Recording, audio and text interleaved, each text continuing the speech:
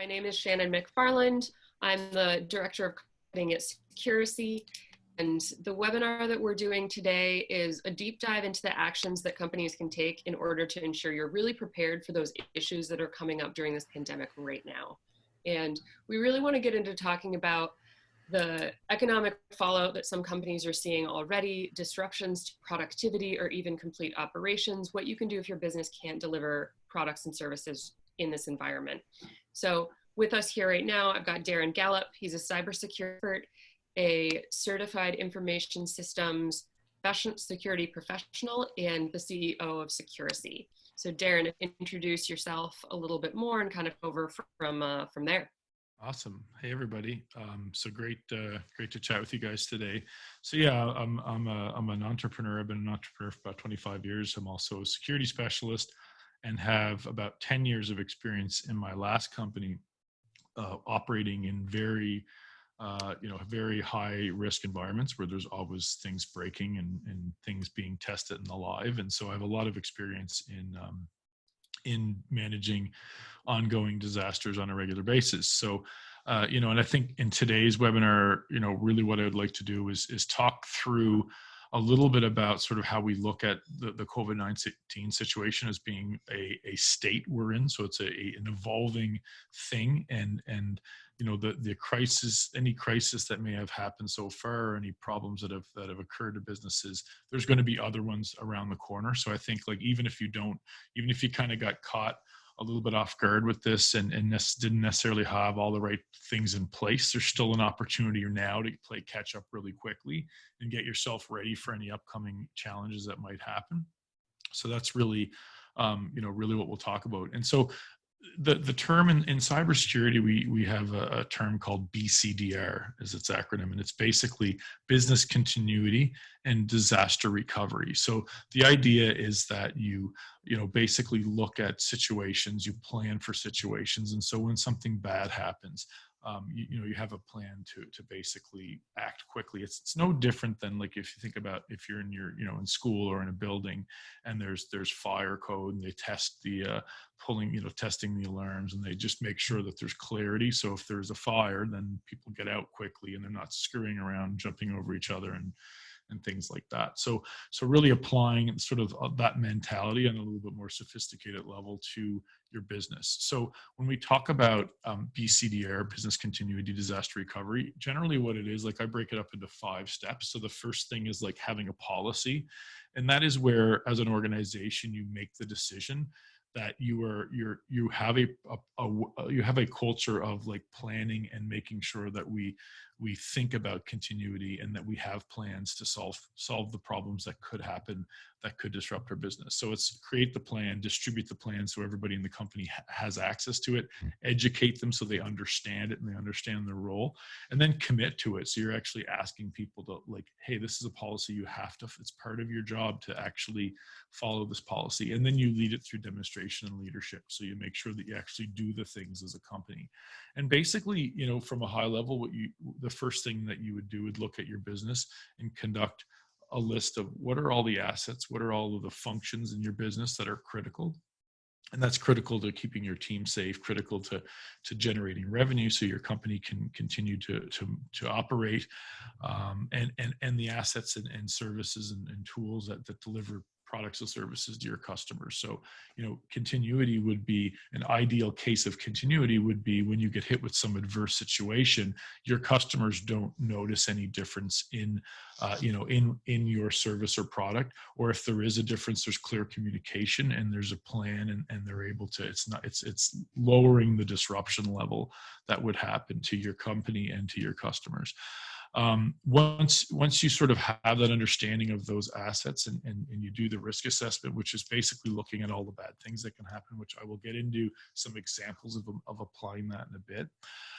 And then you build the plan. So you build this business continuity and disaster recovery plan. And the plan has a high level component where you talk about the importance and who's in charge and what roles exist. But then you go through and you have like a short, tight, effective, deployable plan for each thing. So if you're a web app and if the AWS went down, what's your plan for that, right? Thinking that out in advance allows your team to start structuring some solutions or how you would deal with that from a resolution, from solving the problem, but also from a communication perspective, and just that practice of having thought of things in advance will make you more able as a team to react. And then having, like, once you have a plan, you almost want to have some sort of tool or communication method or a project management tool. Like if you have tools in your organization that you use, like leverage those tools and those communication technologies to make sure that people are able to act and whatnot in the plan. And then once you get a plan in play, like generally we do testing. So you test that something actually works. So for example, if you had a plan for if AWS went down, you may want to test that at some point before you sort of exist with confidence that that plan is going to work and it's on an ongoing basis. So that's sort of like really high level. Like, I mean, business continuity disaster recovery is a domain in itself, but that just sort of give you an idea. And so I'm going to talk now a little bit about sort of when we activated our business continuity disaster recovery plan in the context of COVID-19. So this is back about a month ago. We've been watching it since late January, and then at some point about a week and a half, 2 weeks before lockdowns started to happen in our region, in our country, we had already started to implement, we were already activated in our plan. And so the benefits that we had were that we had zero loss of productivity. And so, like, literally there was no measurable or detectable loss of productivity. So that's obviously like a really good sort of success story of how that was helpful for us. And then even in our sales targets, and when I talk about business continuity, it's not just like hackers hacking your company or servers falling out. It's also your team's ability to deliver critical the critical functions. And so, like, when we looked at our sales, we just wrapped up for a quarter the other day and reviewed our sales, and yes, we did have a hit, but it was very minimal, and it was a lot less than what we anticipated. And that's because our team was still able to continue to operate the sales function, and we didn't have to cancel meetings or reschedule meetings or change make any significant changes that would impact the deals that were in the funnel. Obviously there were some deals that there are companies that are in a lot different trouble, so now that's a different story, and obviously going into the next quarter there's still going to be challenges ahead that we need to be reactive and aware of. And then the big thing for me too is, like, talking to customers this week and last week, like hearing customers say that they didn't even notice that it affected us in any way. So that's like the ultimate when you can say, hey, like, we were able to deploy our products and services in a way that our customers didn't actually notice any hiccup or any fallout or any challenges or anything like that for them. So that's really the benefit of thinking about applying or building out a plan, a business continuity disaster recovery plan in your business. I'm going to take a breath there and just make sure that there's no questions out there on anything around what is BCDR and those benefits. And then I'm going to talk about some of the things that could go wrong, some of the things we've planned for in our plan, with some of the contingencies that we've put in place there to be able to enact. Yeah, question here, Darren. So for businesses that are already saying we're already in the middle of this disaster, what's really the benefit of pausing in the middle of kind of this ongoing crisis for many businesses they're already in the middle of, and saying, hey, we need to make a plan for what's coming next around the bend? Yeah, I totally get that. And I've been working with companies in the last couple of weeks. I had a lot of different phone calls where they're in that state where it's like they don't have a plan.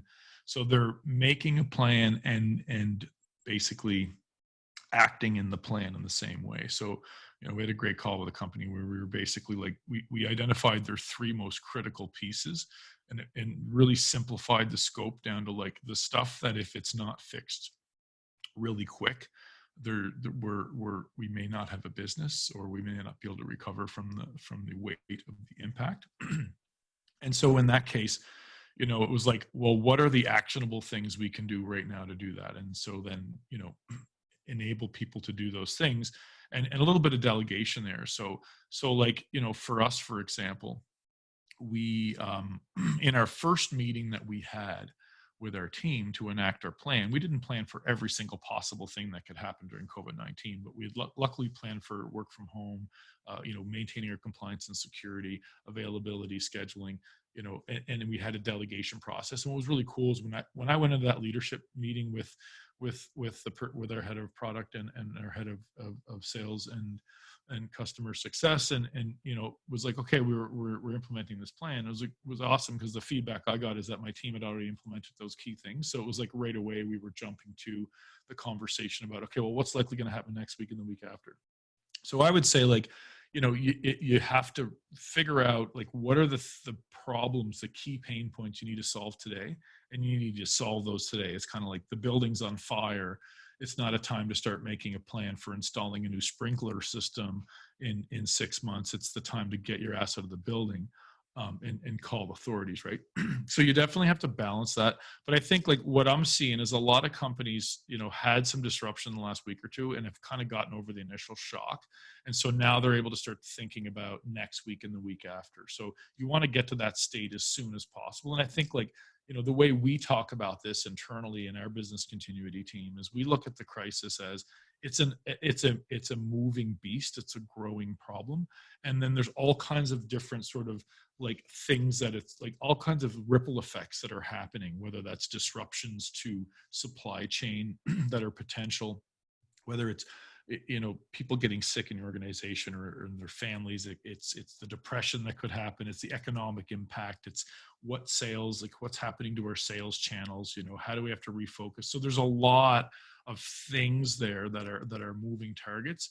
And so, you know, we're having some really great meetings now where we're actually diving deeper into the very specific things that we're analyzing, that our advisors are telling us are possible or likely. And again, like, you know, you end up spending some time here, and hopefully all these, you know, some of it gets a little doom and gloom, and hopefully things aren't as bad as we're planning for. But if things do, or if some of those things get to that point, having that plan is super helpful. So it means that in 2 weeks, when the next challenge comes to your doorstep, that your ability as a company to just like activate a plan that was thought out and know who to call and who to bring in. And there's already, you know, and even to the point, like I said, we saw this in our company where before I even called that meeting and I talking to my CTO, I was like, okay, well, going through the plan, here are the big concerns in your department. He's like, well, I've already done this. I already have a backup laptop in case something happens to my laptop. I've got an extra router in case there's a thing. I got another phone here, and you know, we've like, it's like, okay, awesome. So you're ahead of that. And then, you know, well, what if you get sick? He's like, well, you know, I've already charted out and documented all of that stuff, updated the documents of telling other people how they can do the things that are critically my job. And, you know, we scheduled a lunch and learn. So having the plan just means like you activate it. And then the other really good value, and this is in my last world, this is a really key thing. When I used to work in the festival space and deal with certain like technical crisis where there's a 0% you know, on availability you know, allowance, there was that, like, you know, a lot of companies are generally, especially if you're a smaller company and you don't have policy or process or procedure at all, what often happens is you'll have one individual that knows how to do a thing. And so that's great what if part of your crisis that happens is the loss of availability of that person? So, you know, if you're a tech company, for example, that deploys a web app and your CTO manages the database and the deploys and the security, you know, the security functions of that application, what happens if that person's zone in the internet is lost for 3 days? Or what happens if their computer breaks, or, you know, if they get sick or their family gets sick? So that type of thinking and having that identified in your plan means that if a person that's critical to solving a crisis is not available, then other people can step up, and there's documentation and process there that allows somebody else to go through and solve a problem. And I think, you know, like I said, the quick answer: put the fire out. That's the real crisis today. But then take a deep breath and calm down and start thinking about the things and start planning for that and communicating with your team and delegating. Great. Any other questions? And then I can start. That's it for now. I think you can keep going. If you do have any other questions as we go, you can drop them into this Q&A, and we'll get to those in just a moment. Cool. So I made a list of some of the things. I mean, obviously, we're just sort of like touching on this on a high level.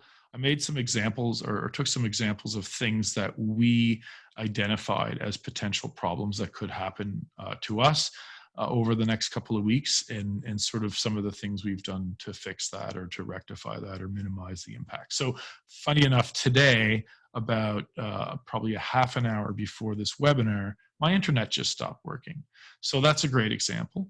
And you know, the strategy that we have and how sort of the critical employees, the highly critical employees in the organization have backup processes. So luckily for me, I was able to just restart the router. That's, you know, obviously the best case scenario. Restart the routers, restart computers. You know, you got a couple of minutes of downtime. My wife, who runs another business and has a bunch of customers dealing with crises on a financial level, was in the middle of a conference. But, you know, luckily we have a MiFi device, so we're able to jump on and do a tethered cellular connection. So she had, like, you know, 15, 20 seconds of disruption. She was able to jump on that backup system. I restarted the router. But then, like, what if the router broke? So we actually have a spare router here in our home, just for an example. And again, like, what you invest in terms of having backups and redundancies all comes down to, like, how significant would the impact be of a failure, and then what is the cost of rectifying it. So $100 router to mean that my wife and I can ensure that we're up and available, and having a little backup device that I don't think we even paid for. I think it was just bundled into our service to have some cellular internet for backup. That's a really good thing. We also have a battery backup system on our network. So if the power went out, we would have internet for about 3 hours, I believe. And then we could jump to, you know, if we weren't able to rectify that problem, we'd be able to jump to the cellular in the background. And we use laptops, so if the power goes out. So that's, like, just, you know, sort of giving you sort of, like, that's kind of the thinking process. You know, one interesting thing, I was in another call earlier today, and somebody was talking about back in 2017, when everyone lost cell connection. And so in Atlantic, Canada in 2017, it was about, I think, early August 2017, all of a sudden, in the middle of a Friday, all mobile access, or most of the mobile access in most regions of Atlantic Canada and some parts of Quebec, was just gone. And you know, I don't remember exactly. I think it was, like, you know, it was something stupid, like there was a single point of failure that failed. But basically, what came out in that is, like, so many organizations relied on exclusively to a cell phone. So if the cell phone stopped working, there were some companies and organizations that were unavailable to do anything. And so that included, in some regions, ambulance services and police services. So you know, like, and I bet if you went and looked at their plans since that event, they probably have had invested some time in business continuity and disaster recovery planning and having contingencies. So things happen. And, you know, funny conversation when we talked about that, it was in the context of, holy shit, imagine if that happened now during all that we're dealing with. Imagine if all of a sudden, you know, our cell service stopped.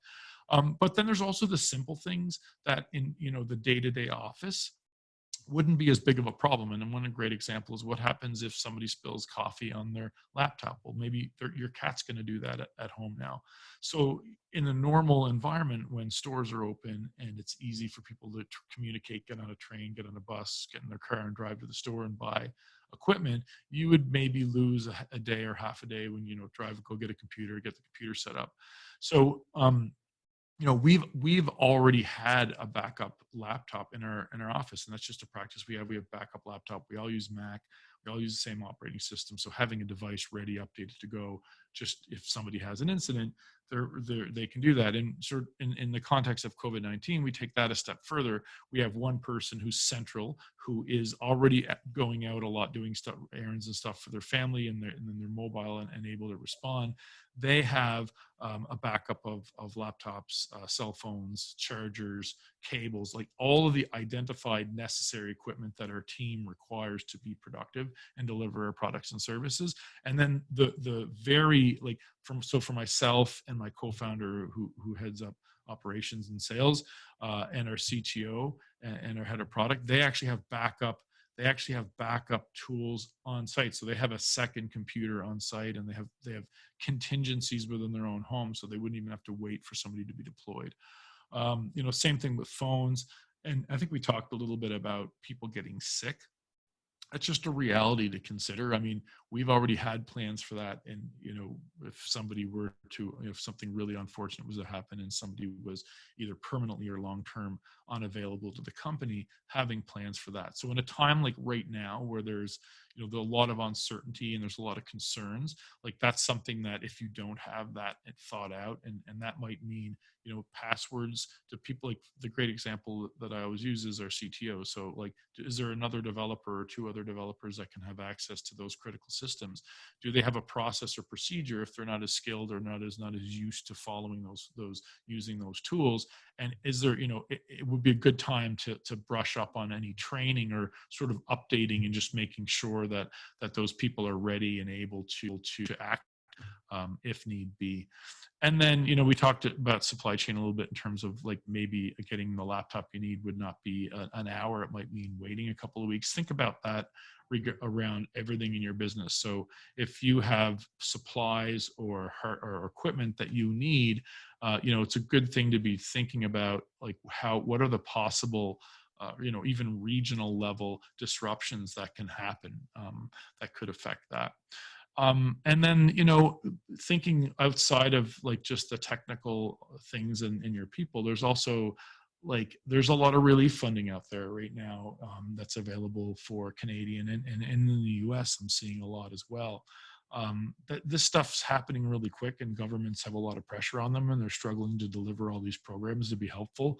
And, I think no offense against governments, but moving really agile and quickly with a remote team is not really generally the cultural description of a government operation. So, you have to be considerate of the fact that governments are struggling to deliver on all of the demand that's on them right now. So it's reasonable to think that there's going to be delays in any relief funding that's being announced on provincial, state, or federal levels. So I think it's important to monitor and follow that, but also be aware and be planning in terms of financially how you can do that, whether that's talking to investors or finding ways to cut some fat or cut some unnecessary costs, or renegotiate with some of your suppliers to if you're in a situation where cash flow is a short-term concern. So that's something to think about. In the same way, you're like planning for that and making sure you have contingencies. The other thing too is, along the money side, is like looking at your customer base and being realistic about your customer base. So, I mean, everybody's in a different situation. I talked to a company that's laid off 78 employees last week, and, they're unable to sell their service. So they are literally going into a hibernation state where obviously their business continuity plan is much different. It's about how to survive the hibernation and how to, maintain communication and be able to reactivate when it's applicable and able to do so, right? So, understanding your sales verticals. I'm also seeing companies that have identified opportunities. So companies that have pivoted to, I was talking to a company that was creating the ventilators and masks, and then I was reading a story the other day about a company that's building protective gear. So there's there are some companies that can do that, like even us ourselves. Business continuity and disaster recovery is a big part of what we do, but we're mostly selling to companies that are looking at building information security compliance programs or building privacy compliance programs. And in information security programs, business continuity is a big thing, but all of our language has been around cybersecurity, security compliance, protecting your business, and we've actually started changing some items in our messaging, and even looking at our verticals and realizing we have some companies that are in real big trouble. There's whole verticals that we sell to that are in trouble, but we've identified other subcategories of our customer base that that we can actually, that they're actually like experiencing growth, and they have like more pressure and more needs. So we've started looking for and communicating and getting introductions with companies in that realm. So really thinking about that, because obviously like running out of money is a big business continuity challenge. So those are things. And then, I think the other one around money too is like just like access to funds. If you were originally, say, planning to raise a funding round, obviously I'm not the only person saying this, but markets have crashed. There's lots of uncertainty. It's not to say that there's not opportunities to raise capital. There definitely are, but consider that the landscape has changed. And you really want to sort of reevaluate. If you thought you were getting a cash injection in 6 months, are you still able to get that? Or what can you do to secure that? Or do you need to think about that 6 months being 12 or 18 months? And those are the conversations there. And then the last one that I just want to touch on, and again, this is like sort of blowing through everything that we have in there and picking some of the highlights of the things that, like, examples of what we're doing internally. The other one is sophisticated hacking. Like, so like everybody is at home, or everybody's trapped at home, like so are the hackers, right? So think about that. Like, there's hackers that that basically have more time on their hands to hack, and there's also a lot of commotion and turmoil happening. People are confused, which is the perfect time to trick people and take advantage of them, unfortunately. So it's reasonable that to think that hackers are getting more aggressive, and we're seeing that in the actual Canadian Threat Exchange and US Threat Exchange data, and in our own practices. So we've seen an uptick in people trying to hack us. And so, just the other day, there was some fairly sophisticated, sort of well thought out social engineering attacks using phishing. So that's a thing too. And I think it's important to educate yourself and your staff. What I would say about that is, one great way to talk about that is to put it in the context of people and their homes and their families.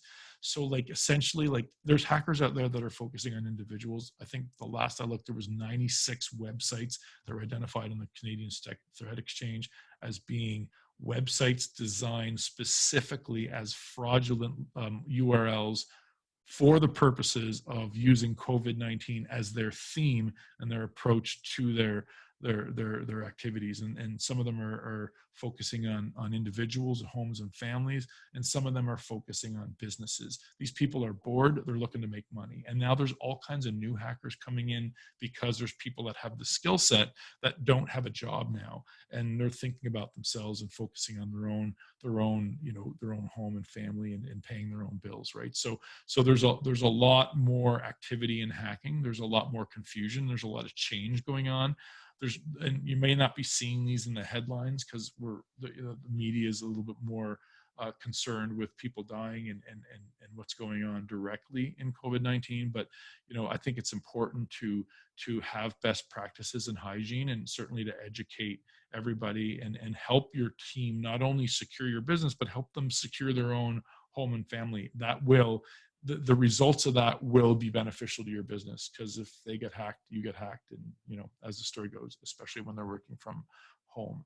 So that's really it in terms of what I wanted to talk about, and I hope that that's helpful now for you guys. Any questions that we can dive into, and or any specific scenarios that you want some feedback or thought on, I'd be happy to share what I can. Yeah, we've got a couple questions coming in. I think we'll have time for a few more. So if you haven't put your question into the Q&A or the chat right now, you can go ahead and do that now. So I've got one question here I'm going to drop in. So people should be able to see this, I believe, through the Zoom. So the question is, my company has a disaster recovery plan, but no business continuity plan. So I read that DRP is a subset of BCP. What things tend to be in a business continuity plan in addition to the disaster recovery? So where's kind of the difference in the overlap, and why you would need really a little or some of both? Yeah, and there's sort of like a high level definition, and then there's sort of what people do. And I've seen cases where people have one plan, and it's sort of disaster recovery and continuity together as one thing. I've seen cases where there's separate documents. By definition, disaster recovery is basically solving the problem. So if you think about, like, let's use the analogy of the building on fire. So the disaster is the building's on fire. The disaster recovery is basically the incident response of responding to the disaster. So basically, essentially putting the fire out, getting everybody out safe, putting the fire out, etc. The business continuity in large organizations, this would be divided, and there would be different teams running each. So while we're putting the fire out on the business on the disaster recovery side, and then the continuity side, the continuity team is working on their plan to make sure that, what are we doing to continue our business functions. So if that building that was on fire was a place where people come to pay for a service, while the disaster recovery team is putting out the building and figuring out the new building or how we're going to get back in our building, business continuity has a tent set up 2 blocks down, and they have their communication person communicating with the customers that they can now go get the services temporarily over there. So it's very much focused on, like, what does your business do? What constitutes your business continuing to do its core functionalities? And it's doing those things that ensure that. Is that helpful? And obviously, depending on each thing or each incident you're talking about, the complexity can vary. Like for us, for example, like when we say, like, the sub disaster was we have to close our office and send everyone home. Well, the continuity of that was, okay, well, everybody was already on the way to work, so let's get everybody to go to work. Let's at lunch break have everybody take what they need to be comfortable, computer, like screens, whatever, and then everybody drive home. And there's one person that's basically waiting until everybody else is set up so they can answer customer requests. Like, so things like that, right, would be like how you're figuring that out. So is that sort of helpful to the question, or is there any more that I could do to elaborate there, I wonder? Yeah, so if I'm hearing that, it sounds like the disaster recovery is really kind of like the fire department. They're the people who are putting out the fire, while the continuity part of whether it's the same plan or a completely separate plan is basically how to get back or how to start running in an alternative fashion. Yeah. And so for us, we run it as one team. We're a small company. We're sub 20 employees. We have one team, but the first thing we do is once, like, we activate, there's clarity on who's putting out the fire and who's focusing on business continuity. So yeah, if our app went down, there would be somebody focusing on fixing our app. There would be somebody thinking about, what if he can't fix the app? What's the next plan? And then there'd be somebody communicating with customers. So we delegate accordingly, and we would manage that as one team. If you're talking about a large corporation, then obviously that'd be very different. Perfect. All right, I've got another question here for us. So this one is, we have many clients reaching out requesting general information about our business continuity plan and our approach in light of COVID-19. Do you have a sense of industry expectation as to the level of details that vendor would provide to their clients? This example, are vendors typically sending their clients detailed policies, which may be too high level transparency, or just an overview and narrative of the approach? So the question is really about, how much do you tell people about what it is that you're doing and how you're responding and what's included in your plan? Because you don't want to send too little and open up more questions or concerns, but you also have to weigh that against providing too much detail. Yeah, and that's a great question. Unfortunately, it really does depend on a lot of factors. So who your customer is and what the expectations of the customer are. So I'll give you an example. Like, we sell most of our customers are small businesses and startups, okay? So I haven't had anybody ask about what we're doing as of continuity. But now I have other customers that have a requirement to be HIPAA compliant with healthcare regulations, or they have to be compliant with ISO 27001. So, so if you're dealing with large corporations and there's a regulatory obligation, or there's specific contractual obligations that you deliver. So it's not just like, for us, it's like you go to my website, it works. All the documents and stuff are there. And when you ask for a question or support, or you have a meeting with us, we show up. That's all most of them care about. And you know, we're so that's a little easier there. You know, the company, I was dealing with a company that has a large fintech customer, and that has a legal team that goes, okay, well, the app still works, but what's our risk? What is the risk associated with the vendor post the implementation of their continuity, or post the transition of COVID-19? And so you might even have cases, like I've seen cases where people have in a contract, like there's some financial elements, like, you know, does the company have the financial strength to endure the contract? If not, is there an escrow agreement, or is there some sort of process? So, you know, it really does, it's hard for me to answer that question without knowing who is this customer, what is the expectation, understanding what the regulatory environment is, and then what's the complexity of nature of your technology or your products or services. You know, you don't want to just give them your whole business continuity plan, because that can be considered in the hacking world of reconnaissance information. So if that were to be leaked to somebody who was looking to hack your company, for example, that would be a great piece of intel for them to have an understanding of where your strengths and weaknesses are, so they can architect, you know, their attack in a way that really takes advantage of your weaknesses. So you don't want to be very descriptive right down to the T. But in some cases, I'm aware of companies that have engagements where there is a very high degree of transparency in specific controls that have been mandated in the agreements and in the contracts with the engagement. So it varies vastly. Yeah, and some of what I'm hearing too, it sounds like it's going to vary by industry. It's also going to vary by potentially what department within the company is asking. Is the question coming from lawyers? Is it coming from the higher ups who are trying to decide if you're within that kind of contract, and is it coming from the tech folks? And so really clarifying who it is that's asking and what's their motivation. Yeah. I think in that case, based on this information, it sounds like one of the best responses for this situation in particular would be saying, hey, we'll give you some detail. If you want to know more, this is what we can provide to you in addition.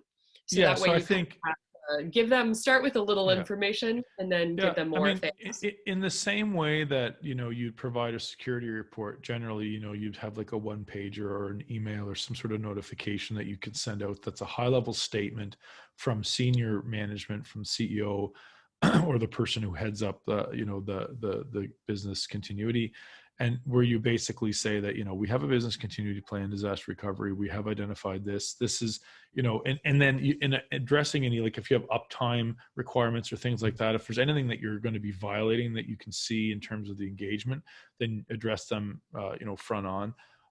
You know, I think like it's also okay to ask people, like, or to take it to a conversation. You know, and a lot of times what we see when corporations send out a questionnaire. So if a corporation decides, hey, we want to do an assessment on all our vendors right now because you know, because of the changes and the fact that they're all work from home, they may go and send out a big questionnaire, and it could have like 80 questions on it. It's probably not tailored for you. So what I see all the time is like a corporation might have, say, 150 vendors, and they send out one questionnaire. So like the company that does like the janitor services that come clean their building, or their shippers, or you know, people that deliver hardware, somebody that manages the network, and a SaaS company, and a service provider that, you know, all of these companies that are very different in the context of the service they deliver to the company end up getting the same questionnaire. So if you're getting bombarded by questions, it's totally reasonable to ask them, hey, you know, what was there anything specific that you'd like for us to help, you know, that you'd like to really have more details on? We have enacted our business continuity plan. We have set up, you know, you have set up security so that all the people working from home are VPN'd, or, you know, a couple of high level things that may be concerned of. But again, as Shannon said, if it's coming from the privacy department in a corporation that's concerned about your GDPR compliance or your HIPAA compliance, what they're looking for is likely going to be very different than if it's an IT security specialist that's coming in looking at it from a risk perspective to the IT infrastructure. Awesome. All right. And so for companies that have some plan that are looking to really add to it and say, all right, we have this plan, but it really wasn't set up for a pandemic. How can you plan and iterate on it to really improve it given a more ongoing, prolonged situation like we're looking at? Yeah, so I think like the plan is the plan and the process is often the same. Um, but what I think the difference is when you look at the pandemic, before the pandemic, you're thinking of all of the things that your business could identify as being threats, right? And certainly a lot of companies don't have pandemics as a threat. They may have a threat of somebody getting ill. They may have coverage of a laptop getting breaking or having a cup of coffee poured on it. But they generally, we've generally lived in a world where we've gotten off pretty good for the last 60 or so years, and so people aren't thinking of the high likelihood of the threat. So really the exercise would be to go back through that risk assessment process and go, okay, well, in the new world that we're living in, that's different. What are the things that are changed? And like go through all of the different assets and like what are the, like I would never have thought like, oh, what if we can't get an Apple computer? Like that was never in our plan. Like we always just lived in a world where I can just get it, like go down the road and go to the Apple store and buy an Apple computer and take it home and have it, right? So like not having that is not something that we really gave much thought to. So it's really just analyzing the risks and the like those sort of vectors of bad things that can happen and apply them to your business and to all of the things that you've already identified as your critical assets, your critical functions, services, and whatnot. And one of the things like where I spend my time as the CEO and where security personnel spend time as well. And this is the first thing we said when we enacted our business continuity plan in our company is we said, hey, we need to make an allowance for everybody on our team to spend a little bit more time reading and educating themselves, because basically we're in a changing environment. And I think it's important that at least a couple of key people in the business are monitoring the threat landscape. So monitoring the situation, listening to the announcements that government are making. I know there's a lot of stuff, and I know sometimes like it's really like, you finish your day work and it's like, I don't want to read this damn news. I just want to put on Netflix and like watch something brainless. But, I think, you have to have, you have to be watching what's happening. And, if you have advisors or a board or other people like that, I think it's really important to have time where you share with other companies in your space, in your region, in your environment, to understand and have conversations and help each other out in that context. And I know those conversations for me have been really helpful in understanding like where could this go? What could this look like in a week, in 2 weeks, in a month, in 2 months? Yeah, and I mean, we have connections also in military and law enforcement and stuff like that. So, and we monitor the threat exchange. So we're monitoring a lot of data, and we're having regular meetings to talk about the situation. So if, I think a lot of companies that I work with would generally like reevaluate their business continuity, disaster recovery, and risk profiles like quarterly, every half year, some companies every year, some companies more than that. At a time like this, I think it's critical to have meetings. They don't have to be long. But I think having meetings often, we're having that meeting every week. And at times, if anything unexpected happens, we will call a quick chat, or we'll share the results or share the news. And we have a thread specifically in our Slack channel where we share information that's for everybody, that even stuff that could be like, hey, here's some tips by somebody who did a cool blog about, parenting at home, or being at home, or working at home when you have kids, or like, any of these topics that could be helpful for your team. But, us as the management team, we're sharing everything that we learn on a daily basis, sometimes on an hourly basis, that could have impact on what we're doing in our plan. And so I think that's really critical, is to really consider this. It's like the building's on fire, but it's been on fire for weeks, months. It's going to be on fire for the next 6 months, maybe 8 months, 10 months.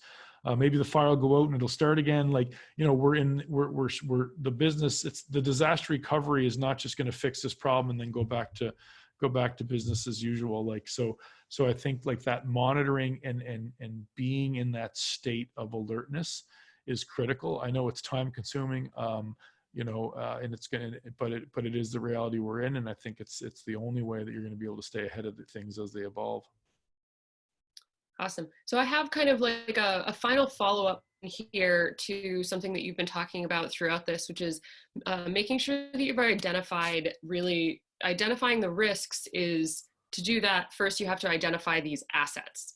So Yeah. how do you effectively identify what are all of the assets that you need to be protecting and prepared to, I guess, and this is my paraphrase, to grab out of the building if the building is on fire? Right. How do you make sure you've identified all of those key assets? Yeah. So size and complexity of your business is obviously going to be, be a key factor in that identification. If you're a very small business, then obviously that simplifies it. We have customers that have hundreds of employees and have multiple buildings, and they have manufacturing equipment. That gets a little more complex, right? So, when you're talking about assets, like there's different types of assets. So in the technical term, you have the old school technical, like everybody's in an office building and all the machines in there. You have tools that you can run on your network that will run and do a scan on your network and create a list of assets, right? That's one asset looking at. I mean, what we did, so like putting in the context of my business, because I don't know necessarily the context of the person who asked the question, but so in our business, we looked at our assets like this. We said, well, what do our customers pay for and use that we need for our business to operate? It's like, well, our web app. Okay, so then the most important asset for us is the web application and its environment. And then, from that, we start identifying, well, what are the assets? What are the pieces to that? Well, there's the AWS instance. There's all the tools that deploy our code. There's the machines of the individuals that monitor and manage that. There are the people that actually respond to bugs or any issues, like all of these types of things. There's the third-party tools we use to communicate with our people. There's the third-party tools we use to measure if there's issues or downtimes. So, you end up it's a conversation of identification and what you need to have in the room are the people that have the information about the key components of your business. So if you identify a high level, what that is. So for us, again, in that exercise, the high level is that our web app works. When you go to securicy.app, you can log in, you can do the things that we've sold to you, or you can buy things from that. That's like the core thing. So then we start breaking it up. And, in our case, we have a CTO that manages the technical infrastructure. We have a person who manages the customer service. We have a person who manages communications. We bring those all in. And then generally, it's also helpful if you have somebody who understands the threat landscape really well. And that's why I say having people watch what's going on and talking to other people's advisors, board members, consultants, whatever you have access to that can help you be more informed of threat vectors that are out there, then that makes that conversation and that planning process more fruitful and valuable. Awesome. I think that wraps everything up for us. I think we've gotten around to the questions that we have time for today. Thank you everyone for coming today and for participating, for bringing your questions, and for really being part of this conversation as we're trying to get this information out there and help our customers and our friends in the businesses in our communities manage to get through this the circumstances. Awesome. Thank you very much, everybody. Good luck out there. Stay safe.